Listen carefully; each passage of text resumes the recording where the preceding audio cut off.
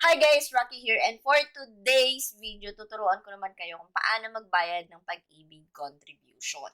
Super dali lang ng process na to. Ang gagamitin ko sa pagbayad ng pag-ibig contribution ko is yung GCash.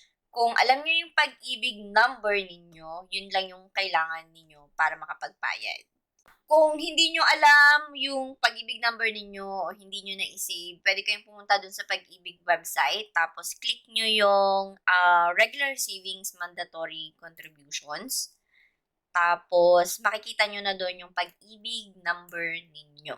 Once na nakuha nyo na yung pag-ibig number nyo, magla-login na kayo doon sa GCash account ninyo.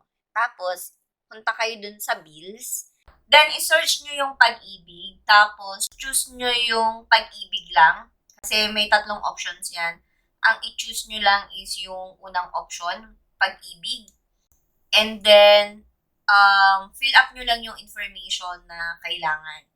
So, meron kasing minimum payment sa GCash kapag nagbayad ka ng pag-ibig, 500 pesos. Since freelance kasi ako, voluntary ako nagko-contribute, ang minimum payment is 200 pesos. So, 3 months yung babayaran ko. Tapos, yung sa type, of course, ang i-choose nyo is members contribution. Tapos, ilagay nyo sa account number yung pag-ibig number ninyo. Tapos, yung coverage kung anong month. So, since nakapagbayad na ako until June, magbabayad ulit ako ng July, August, September. So, yun yung coverage ko.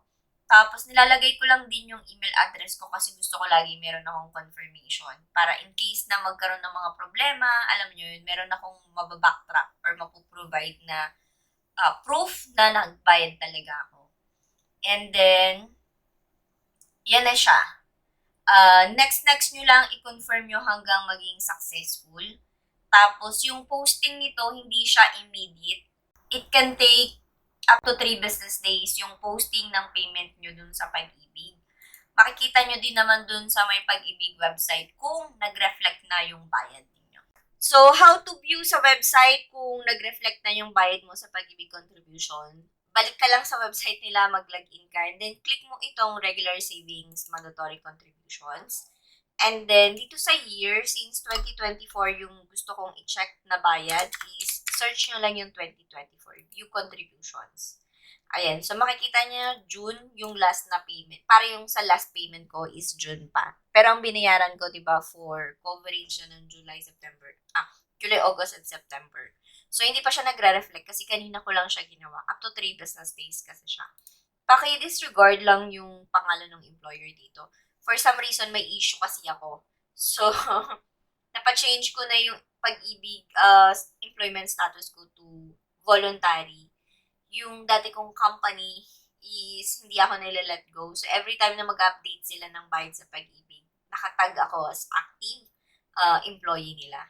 Kaya kahit ipa-change ko siya ng voluntary, nagiging private employed ulit ako kapag once na nag-update sila. So, if i-fix ko pa yan. Pero yung 200 na yan, ako na yung nagbayad niyan. Makikita mo wala siyang employer share. Kasi nga, ako mismo yung nagbayad ng 200. So, that's it pa. Baka lang kasi maguluhan kayo. Bakit ang merong employer's name. And that's it for today's, guys. So, di ba, ang dali lang ng process. Until next time, please don't forget to subscribe to my channel, Rocky Star. Bye-bye!